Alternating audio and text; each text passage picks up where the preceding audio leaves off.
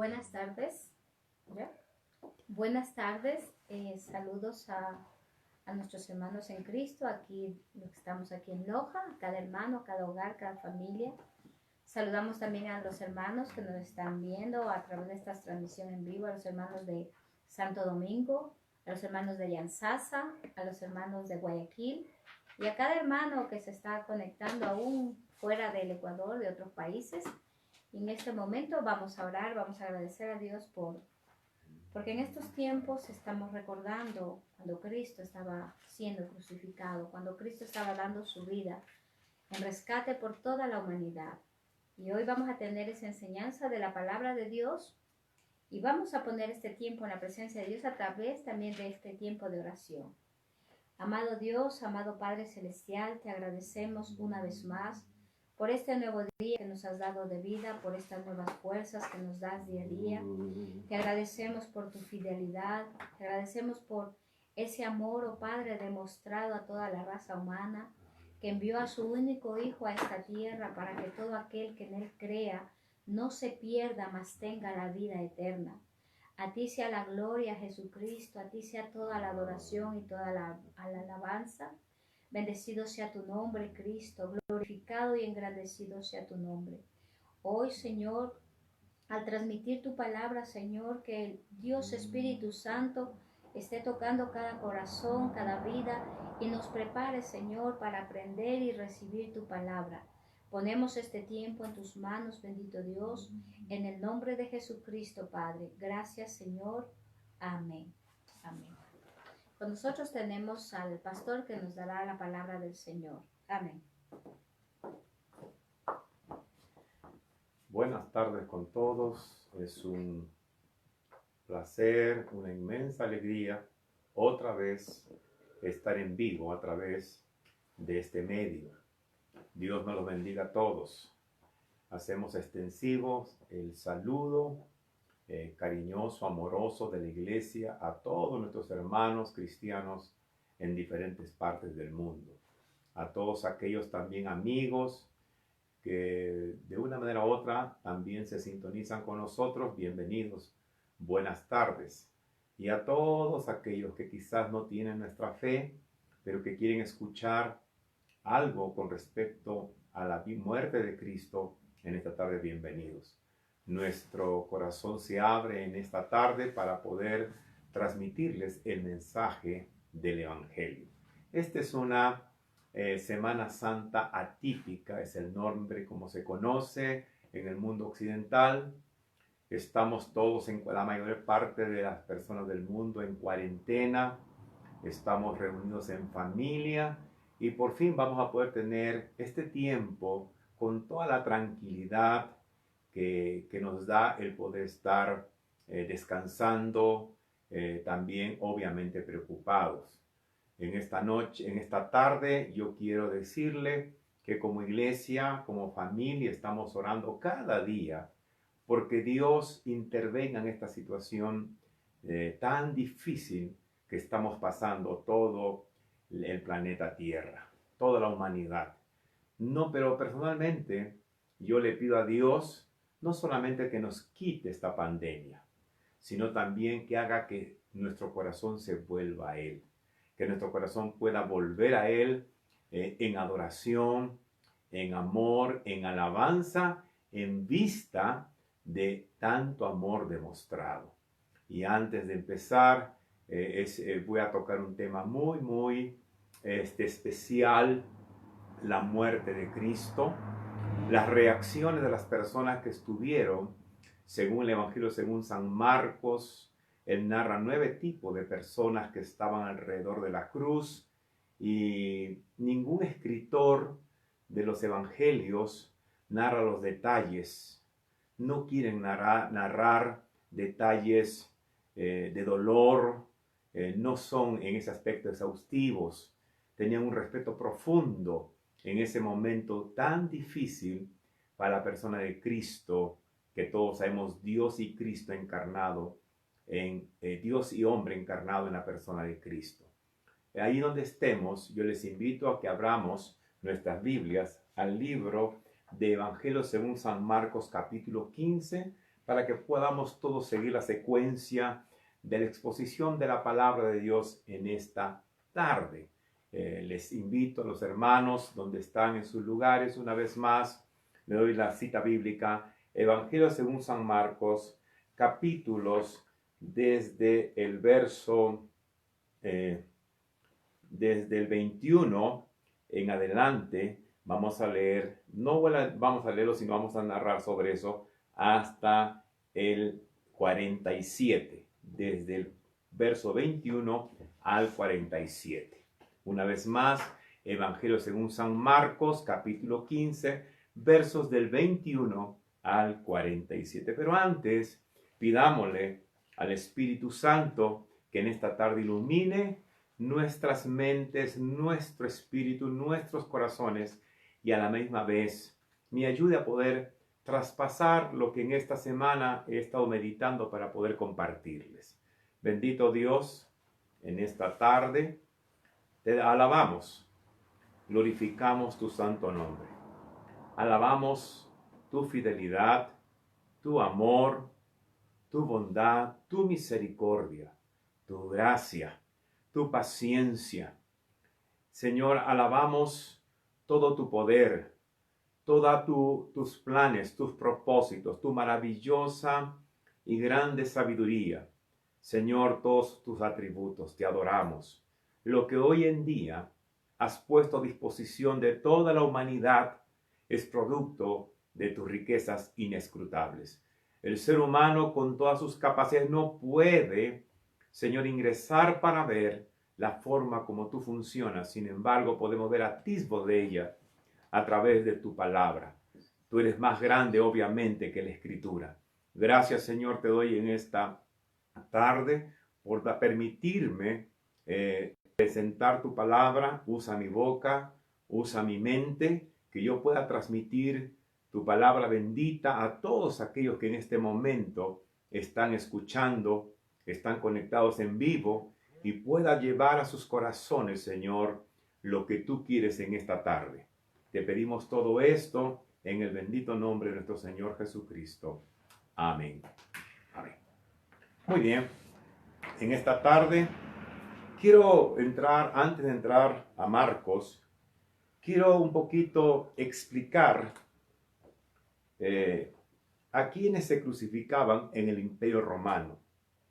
Según las leyes tanto de griegos como de los antiguos romanos, se crucificaban a las personas que estaban en contra del gobierno, a los soldados desertores, los esclavos y a los criminales, a quienes se consideraban seres inferiores. En el Imperio Romano, etapa en la cual Jesús estaba en la tierra, a la gente de clase alta no se le crucificaba a menos que hubiesen cometido un delito de alta traición. Por lo tanto, se les decapitaba. Era una muerte más honrosa. Sin embargo, la crucifixión era para gente de niveles inferiores. Era uno de los castigos más brutales. No empezó con los griegos y los romanos, tiene antecedentes mucho más antiguos. Los romanos miraban eso y quiero explicar qué se quería lograr con la muerte en la cruz. Lo primero, castigar con la muerte los actos de rebeldía al imperio. Segundo, mutilar y deshonrar el cuerpo del condenado. Era una pérdida total de honor. A los que se crucificaban se los colgaban desnudos. Se mostraba que se podía manipular el cuerpo, dando a entender que ellos no podían por ellos mismos defenderse. Por último, escarmentar, servir como ejemplo disuasorio para que otros no siguieran el ejemplo del ajusticiado. ¿Por qué crucificaron a Jesús? Voy a usar dos pasajes de la Escritura, Marcos 14 del 60 al 64 y Mateo 26 del 62 al 66. Legalmente fue por declararse Cristo el Hijo de Dios. En otras palabras, traición a Roma y sedición. Legalmente fue por eso. ¿Por qué era necesario, ahora hablando desde la perspectiva divina, desde la perspectiva bíblica, por qué era necesario que Cristo muriera en la cruz? Hay 4 razones básicas. La primera, la condición del hombre o de la raza humana. La palabra de Dios nos dice que nuestros primeros padres pecaron y por ello toda la raza humana pecó. Un poquito reflexionando, el mundo está entrando en pánico por este virus tan contagioso. Pero hay un virus que es más mortal que este. Este de aquí a lo máximo quita la vida biológica. El virus del pecado que entró con Adán y Eva por una simple desobediencia ha infectado a todos los miles de millones que habitamos en el planeta Tierra.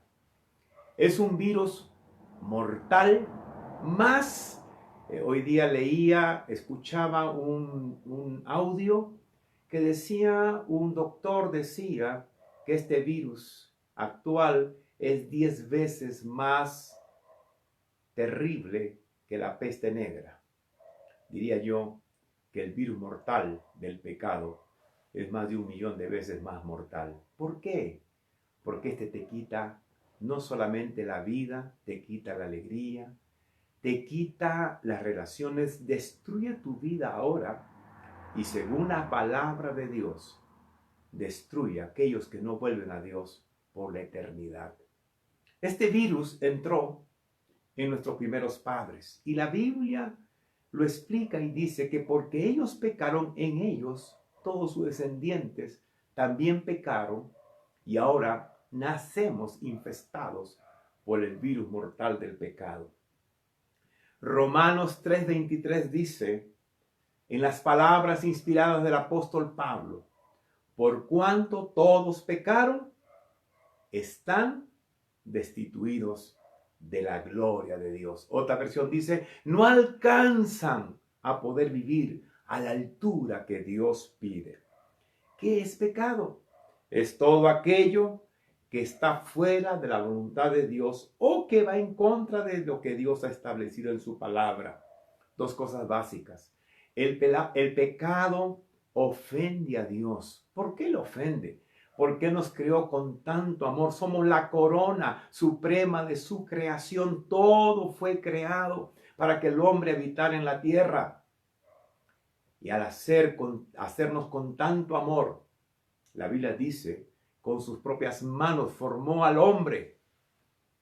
Cuando el hombre se rebela contra él, es ofensivo para su creador.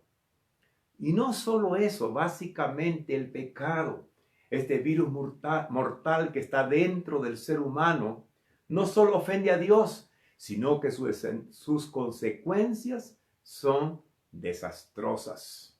La Biblia dice, la paga del pecado es la muerte. No solo es muerte eterna, desde el momento que nacemos podemos ver sus consecuencias. El mundo entero está infectado por este mal. Penosamente, muchas personas a lo malo llaman bueno. Todo está tergiversado. Así que el pecado que cometieron nuestros padres nos hace acreedor a la muerte. Éramos dignos de la muerte o condenación eterna. El hombre por el pecado contrajo una deuda imposible de pagar. Dice Ezequiel 18:4, he aquí que todas las almas son mías, como el alma del Padre, así el alma del Hijo es mía. El alma que pecare, esa morirá. No hay forma de escapar cuando se ha pecado. Personalmente no puedo, es imposible, no hay otra manera.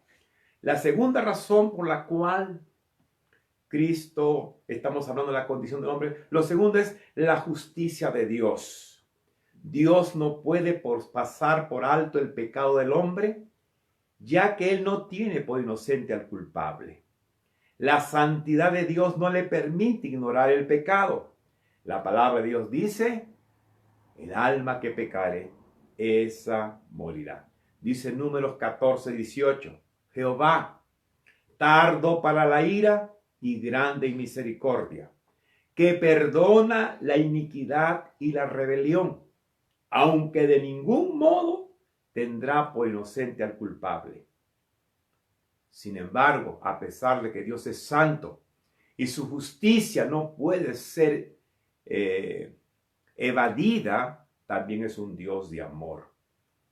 Entonces Dios, que había dado la sentencia que el hombre que peque tiene que morir, también en su corazón quería salvar al hombre. La solución de Dios, cuando el hombre no puede pagar, entonces Él en la eternidad decidió enviar a su Hijo unigénito para que muriera en nuestro lugar. En sustitución por ti y por mí, Cristo vino, nació, vivió y murió en la cruz. Entonces, de esa manera, Dios podía quedar libre y poder cumplir su justicia y también demostrar su amor.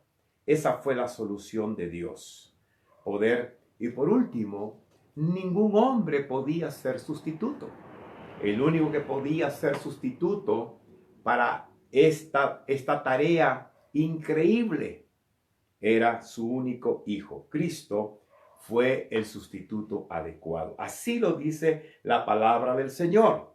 Juan el Bautista dice, mirando a Jesús, he aquí el Cordero de Dios que quita el pecado del mundo. El sacrificio perfecto, completo fue Él. 100% hombre, 100% Dios. Nunca pecó, por eso podía pagar por nuestra pena. ¿Qué logró Cristo en la cruz? ¿Qué fue lo que logró en ese acto de ir a la cruz y morir por nuestros pecados? ¿Qué logró? Hay muchas cosas que logró. Lo primero, lo básico, la Biblia dice, fue salvar a los pecadores. Eso se llama misericordia. Ya no teníamos que morir. Ahora se nos extendía una segunda oportunidad. Dice el apóstol Pablo en 1 Timoteo 1:15, palabra fiel y digna de ser aceptada por todos. Cristo Jesús vino al mundo para salvar a los pecadores, entre los cuales yo soy el primero. ¿De qué nos salvó? Del pecado. Déjeme explicarle un poquito más. Del poder del pecado. La Biblia dice que el que hace pecado es esclavo del pecado. El pecado tiene un poder. Y mientras no seas libre por la obra de Dios en tu vida, vas a vivir esclavo así. También nos libró de la condenación del pecado. Efesios 2 dice que estábamos muertos, separados de Dios en delitos y pecados, condenados, y nos sacó de ese lugar. Y por último, nos libra de la presencia del pecado. Romanos 8:1 dice, ahora pues ninguna condenación hay para los que están en Cristo Jesús. Nos libró totalmente del pecado. Una vez más lo digo, del poder del pecado, de la condenación del pecado y de la presencia del pecado. Libres. Solo eso. Otra cosa más, nos dio vida eterna. Y eso le llamamos gracia. Gracia es que aquella persona que ha sido perdonada, que no merece nada, Dios le da cosas que nunca podría recibirlas por mérito propio. Gracia. Nos dio la vida eterna. Un pasaje que todo el mundo cristiano, evangélico, conoces esto, porque de tal manera amó Dios al mundo que ha dado a su Hijo unigénito, para que todo aquel que en Él cree no se pierda, mas tenga vida eterna. ¿Qué es vida eterna? Revisando mi material de estudio, dice que la Biblia no dice que es vida eterna, pero sí nos da una idea de ella. No lo puede definir, pero vida eterna, más que cantidad de tiempo tiene que ver con la calidad. Realmente vida eterna es la vida de Dios en mí. Mire, tremendo regalo de parte de Dios. No solo que éramos culpables, no solo que merecíamos la muerte. Debíamos de haber muerto por el primer pecado que hubiésemos cometido. Sin embargo, Cristo vino, murió, se nos dio otra oportunidad. Somos perdonados. Encima se nos da la vida de Dios. Tiene la idea de calidad. Dice la Escritura, el que tiene al Hijo, tiene la vida. El que no tiene al Hijo de Dios, no tiene la vida. Ahondando un poquito más, Jesús dijo, y esta es la vida eterna, que te conozcan a ti, al único Dios verdadero, y a Jesucristo a quien has enviado. También tiene la idea de relación, de comunión, de intimidad. Alguna vez leí un autor que decía, toda la eternidad no bastará para conocer a Dios. ¡Qué tremendo regalo! Eso fue lo que consiguió Cristo en la cruz. ¿En qué momento se experimenta el perdón y la vida eterna? ¿Cuándo vienen a ti esas dos regalos, productos de la venida de Cristo y su muerte y resurrección? En el mismo instante que tú le entregas la vida a Él para que sea tu Salvador y tu Señor. Y ahora quiero entrar a mi meditación de esta tarde. En esa cruz, pensemos un rato, en esa cruz habían 3 personas. Era costumbre en la época crucificar. La gente se agolpaba, la gente sabía. Era un lugar llamado La Calavera. Dicen los que conocen el lugar que justamente hasta el día de hoy tiene esa forma. Vista de cierta distancia se puede ver como si fuera un cráneo allí. Ahí está colgado 3 personas, 3 hombres. La pregunta, Marcos presenta 9 tipos de personas que pasan y en cierto modo tienen contacto con Jesús. Y Marcos no da otros detalles más. Es muy resumido. Lo hace de una manera tan metódica. No es exhaustivo. Él escribe para los gentiles. Y Él nos quiere mostrar cómo Dios trabaja. Y la gran verdad, amigos, hermanos que me escuchan, los caminos de Dios son misteriosos. Uno no sabe cómo Dios está trabajando, pero está trabajando. Y también Marcos nos quiere mostrar que ante los trabajos misteriosos, salvíficos, divinos, allí en esa cruz, los hombres tienen una forma de actuar y pensar de una manera tan increíble, tan rara. Y quiero en esta mañana, en esta tarde, presentarles esas 9 tipos de personas que estuvieron, según el Evangelio, según San Marcos, tuvieron cierto contacto con Jesús. El primero se encuentra en el versículo 21 y dice, obligaron a uno que pasaba viniendo del campo, a un cierto Simón de Cirene, padre de Alejandro y de Rufo, a que cargara la cruz de Cristo. Cristo sale del lugar donde ha sido ya condenado, lo han golpeado, le han puesto la corona de espinas, le han puesto una túnica para burlarse que es el rey de los judíos, lo golpean con una caña y luego lo llevan rumbo a ese lugar donde van a crucificarlo, llamado La Calavera. Era costumbre romana llevar al que iba a ser muerto en la cruz, pasearlo por la ciudad. Todos sabemos que se llama el camino del sufrimiento, la vía dolorosa.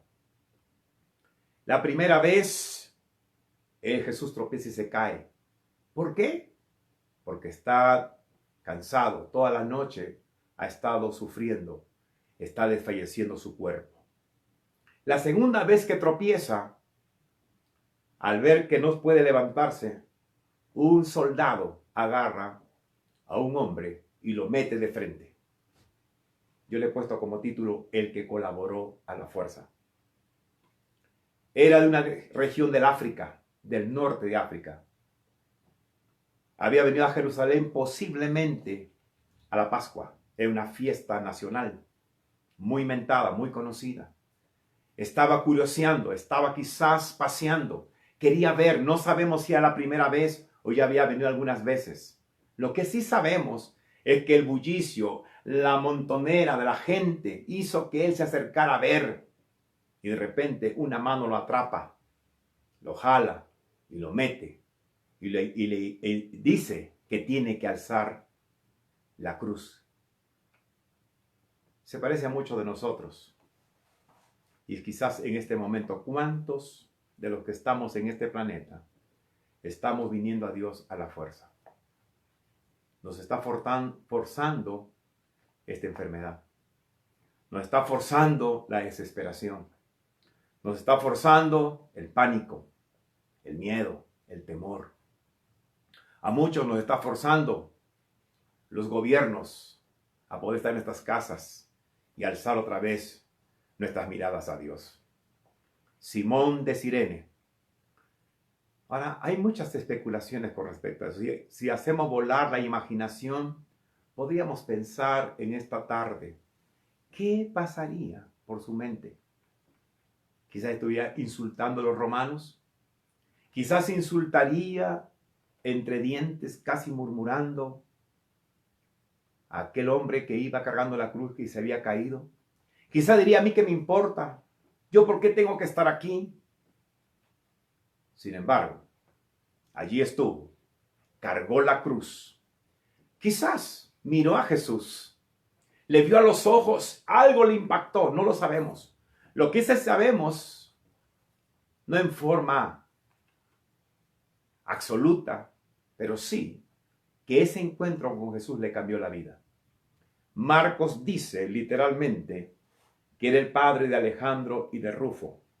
Y en Romanos, en el libro de Romanos, vemos que hay una iglesia y Pablo le da que saluden justamente a uno de sus hijos. Y parece que este hombre conoció a Jesús y fue impactado por esa persona que en ese momento iba rumbo a la cruz. El segundo grupo de personas que podemos ver en este pasaje es lo que yo llamo los endurecidos o insensibles. Aquellos que quieren aprovechar cualquier circunstancia para ganar algo. En este caso, ganar dinero. Dice Marcos 15:24. Después los soldados lo clavaron en la cruz. Dividieron su ropa y tiraron los dados para ver quién se quedaba con cada prenda. Estoy usando la versión Nueva Traducción Viviente. Los soldados eran hombres rudos, insensibles. Para ellos era común llevar a la cruz y matar malhechores. No les interesaba el dolor, el sufrimiento de las otras personas. La vida los había endurecido. La lucha los había endurecido. Las continuas peleas en el combate los había vuelto rudos. Y una vez más, esa tarde estaban ante algo que era costumbre para ellos. Dice que después que lo clavaron, toda la ropa, dijeron, vamos a ganárnoslas a los dados. Se parece a nosotros. También un grupo de personas en este mundo. ¿Cuánto estará en este momento? ¿Cuánto puedo sacar?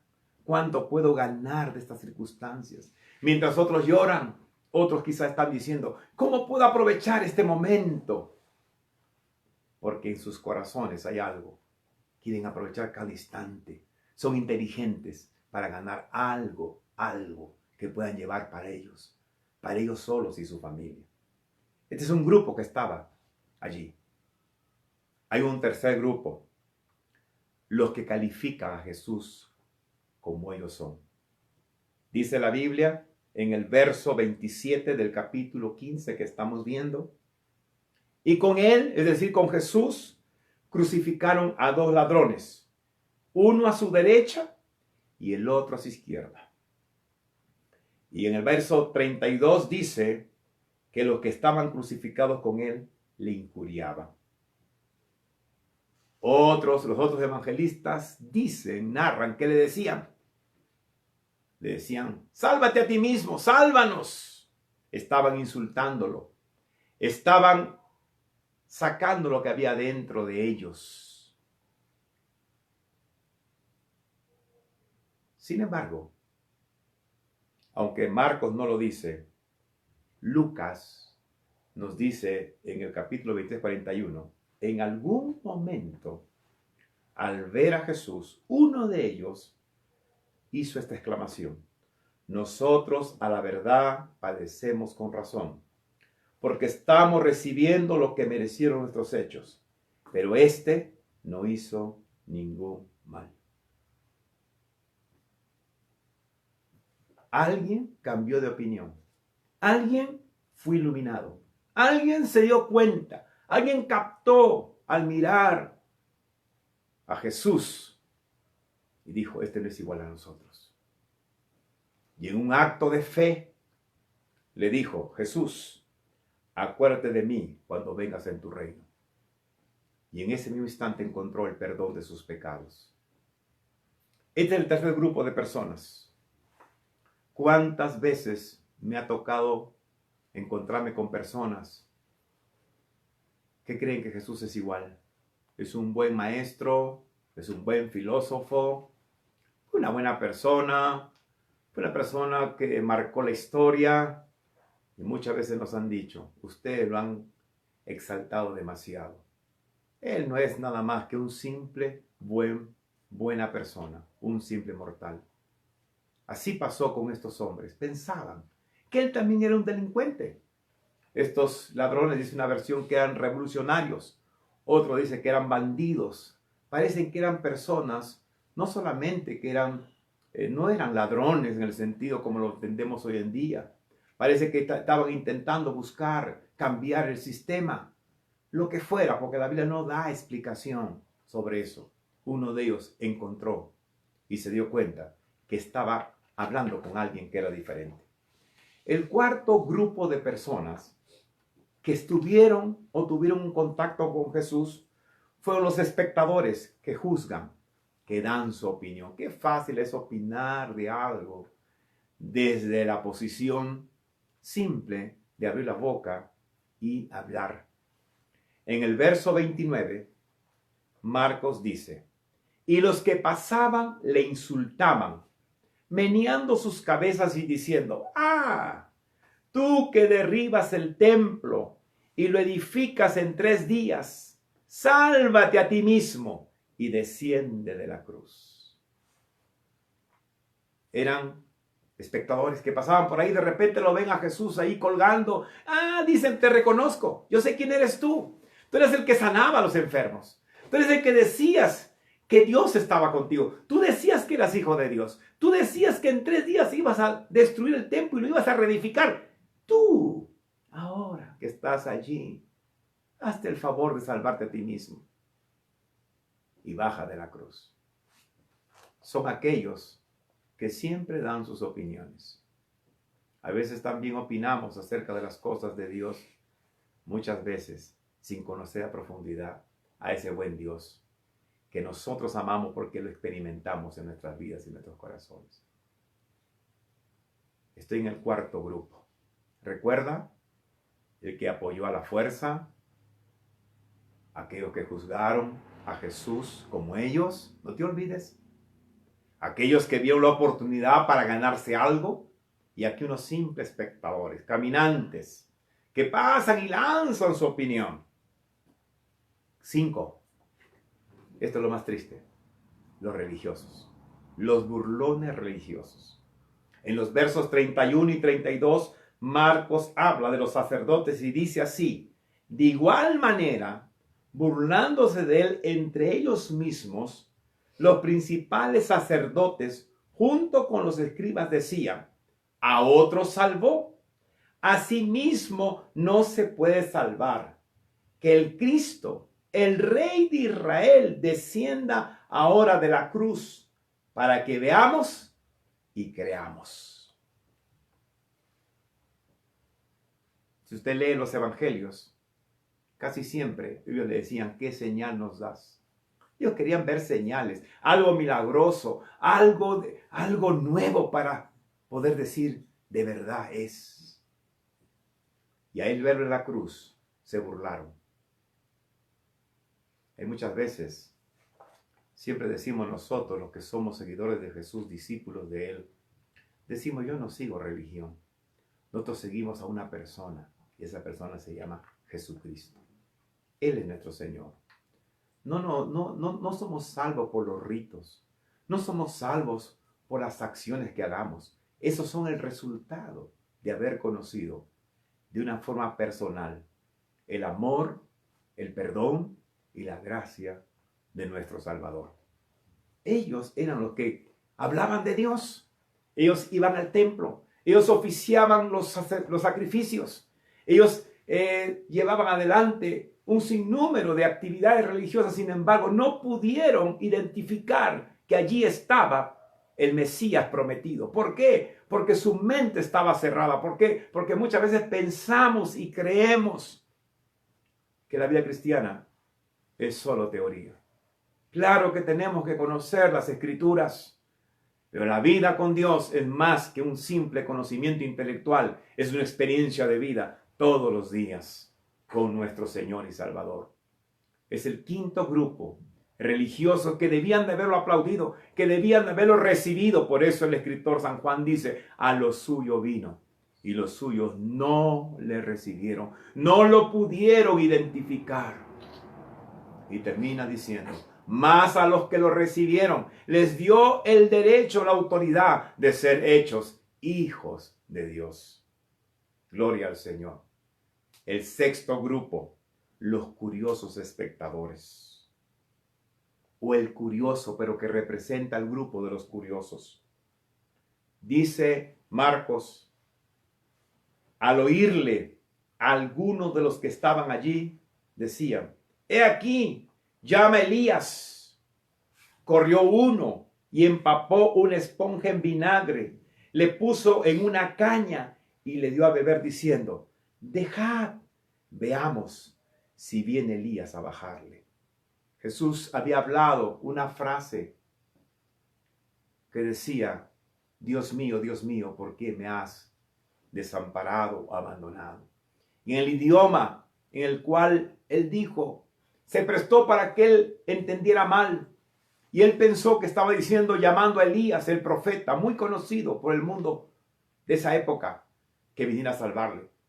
Y si usted lee bien, su interés no era tener compasión por Jesús.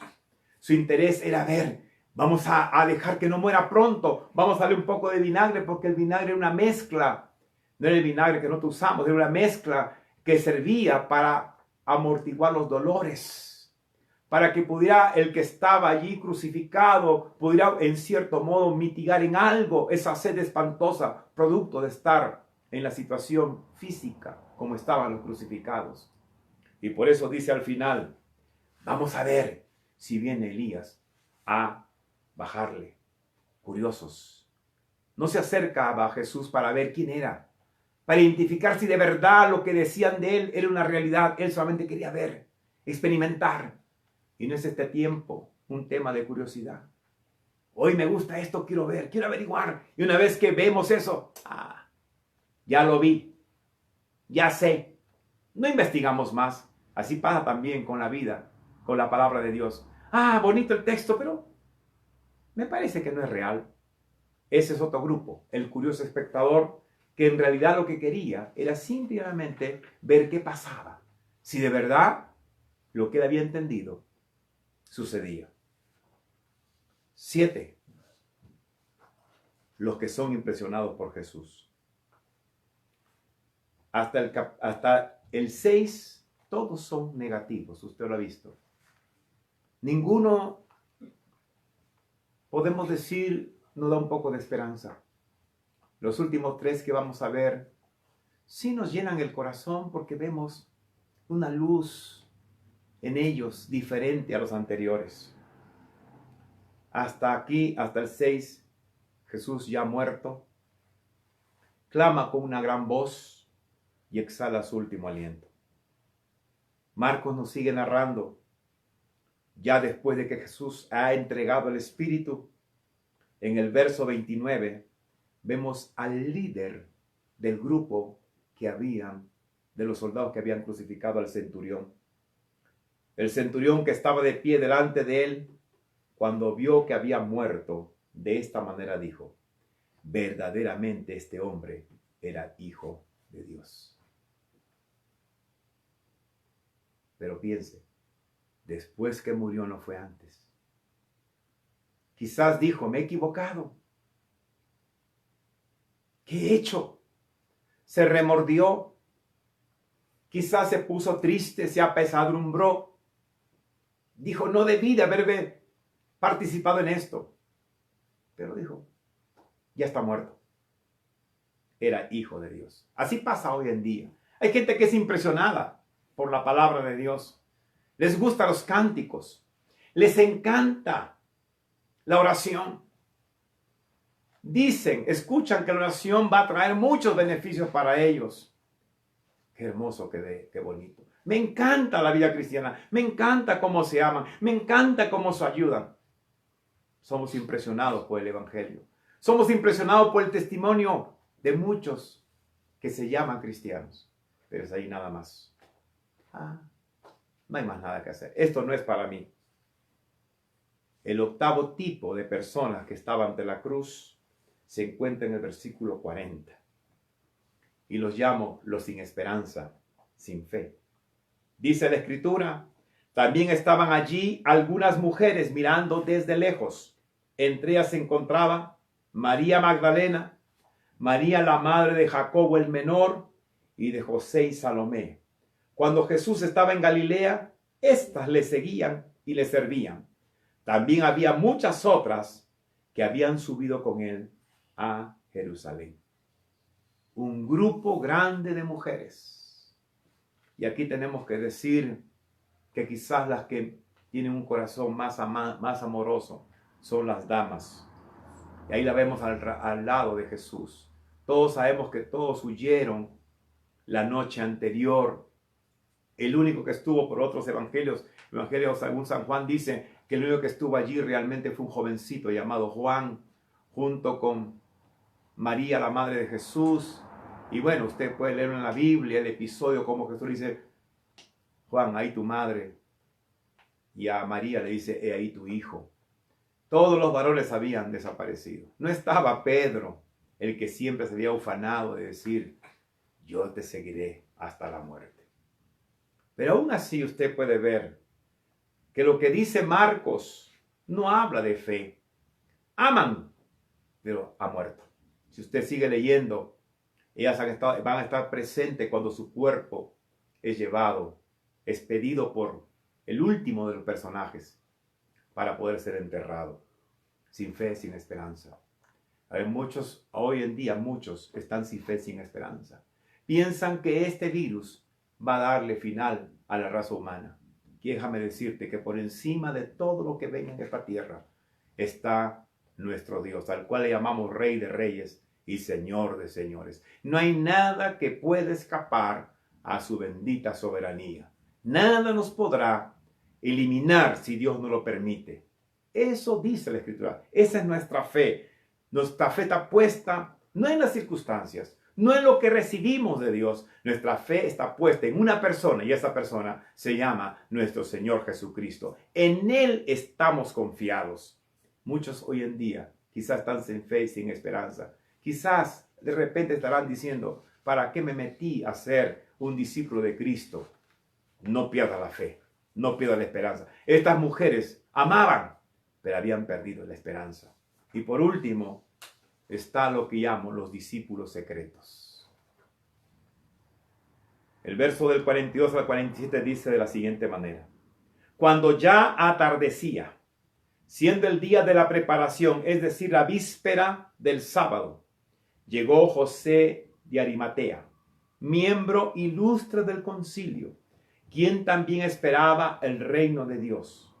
Y entró osadamente a Pilato y le pidió el cuerpo de Jesús. Pilato se sorprendió de que ya hubiese muerto, y llamando al centurión le preguntó si ya había muerto. Una vez informado por el centurión, consentió el cuerpo a José.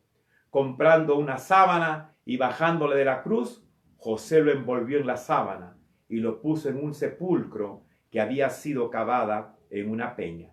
Luego hizo rodar una piedra a la entrada del sepulcro.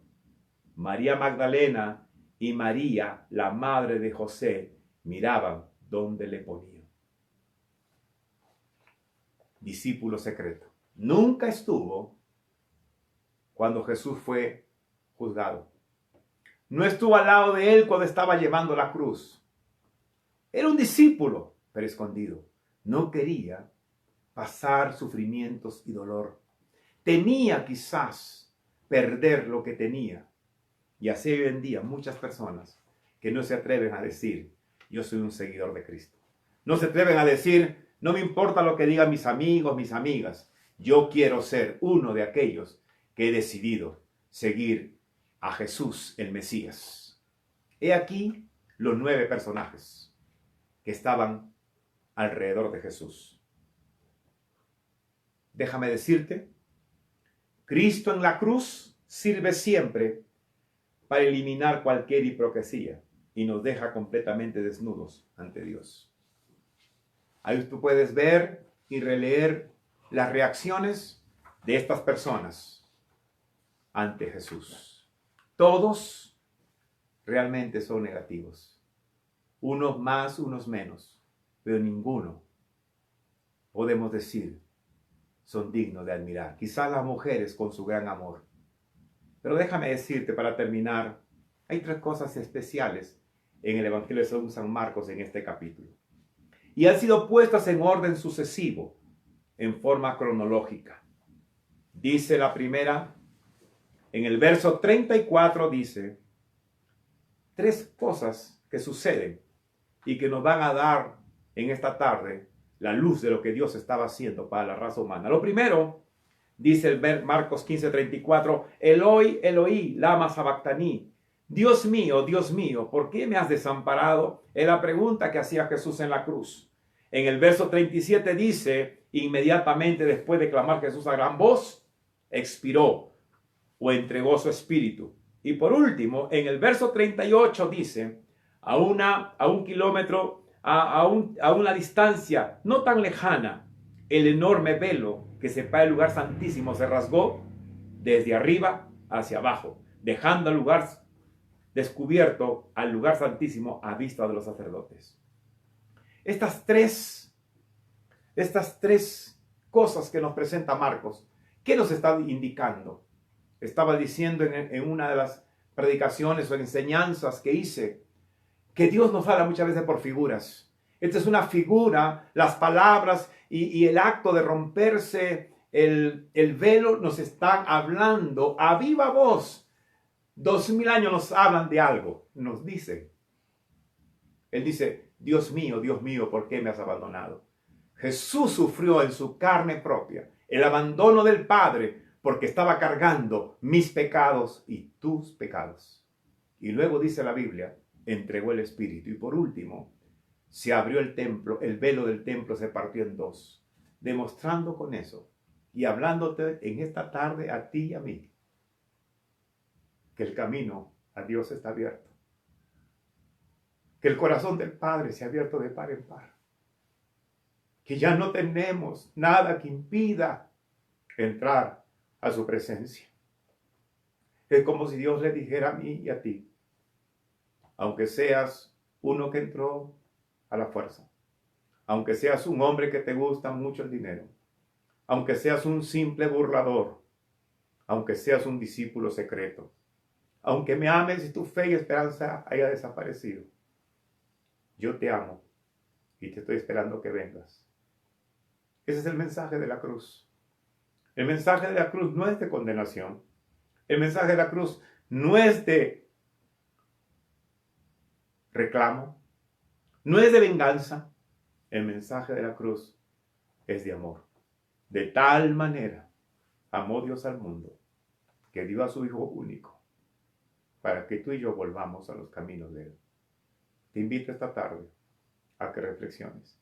Quizás tú dirás, yo soy este tipo de persona. Dios te dice en esta tarde, no importa lo que tú seas, no importa la condición como vivas, no importa al extremo que hayas caído, no importa hasta cuán profundo hayas pecado. El lugar santísimo que representa la misma presencia de Dios está abierta para ti. ¿Qué tienes que hacer? En el caso de aquellos que no conocen al Señor, solamente tienes que hacer una simple oración y decirle: Señor, quizás no he entendido qué me estabas dando. Recuerda, no te olvides, Dios te ofrece su misericordia y su gracia, vida eterna. Solamente tienes que venir a Él y entregarle tu corazón y decirle: Señor, perdóname. Y no solo te quedes con el perdón, quiero vivir una vida guiado por tu Espíritu Santo. Hazle el Señor de tu corazón. Ahí donde estás, con una simple y sencilla oración, puedes ser hecho hijo de Dios. Y para aquellos quizás que están apartados en esta tarde, este es el momento. Nunca pensé en mi vida, es la primera vez que paso una Semana Santa así. Nunca pensé que Dios nos iba a encerrar para poder estar allí meditando y reflexionando, porque estamos en un momento de crisis donde está en juego la vida natural o la vida biológica. Te digo en esta tarde, ahí está el lugar santísimo, listo y abierto para que tengas amistad y comunión con Dios. El mensaje de la cruz es ese: una nueva oportunidad. Ya Dios no quiere condenarte, ahora Dios quiere salvarte. La Biblia dice, y quiero terminar en esta tarde leyendo el pasaje del Evangelio según San Juan capítulo 3. Y con esto terminamos.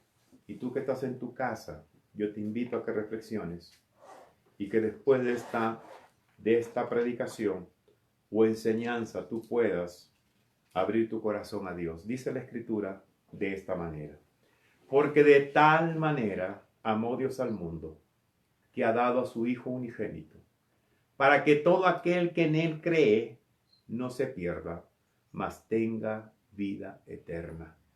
Antes de continuar, la palabra fe no solamente es creencia intelectual. El que cree debe de obedecer. Creer tiene implícita la palabra obediencia.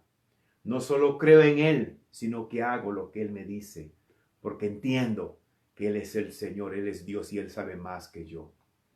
Dice el verso 17, porque no envió Dios a su Hijo al mundo para condenar al mundo. La cruz no es condenación al mundo, sino para que el mundo sea salvo por Él. El que en Él cree no es condenado, pero el que no cree ya ha sido condenado porque no ha creído en el nombre del unigénito Hijo de Dios. Y cuando la Biblia habla del nombre, se refiere a la persona. Hay solución. Esto pasará. Esta situación difícil pasará. Volverán momentos diferentes, pero que no volvamos a ser los mismos. La cruz nos habla de amor, nos habla de perdón, nos habla de reconciliación, nos habla de un corazón generoso del Padre, dando a su Hijo y abriendo el camino de volver a Él, a sus brazos amorosos. Que esta tarde, esta reflexión te haga tomar decisiones. Decídete. Hazlo ya. No esperes para mañana. No sabemos lo que el mañana nos traerá, pero sí sabemos lo que nos puede traer el presente. El que cree en Él no es condenado.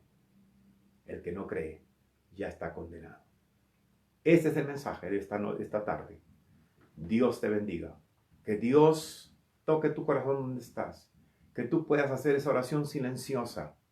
Que puedas decirle: Señor, yo quiero recibir tu perdón, tu misericordia, tu gracia. Yo quiero esa vida eterna que me están hablando y que me ofrece tu palabra. Tú que estás allí en tu casa, te animo. Es tiempo de volver con Dios. Y si eres un cristiano vigoroso, fuerte, obediente, en esta tarde te animo a perseverar, a seguir orando por la humanidad, a seguir orando para que Dios toque los corazones. Ese es el mensaje de la cruz. Es una expresión del amor de Dios. Dios te bendiga.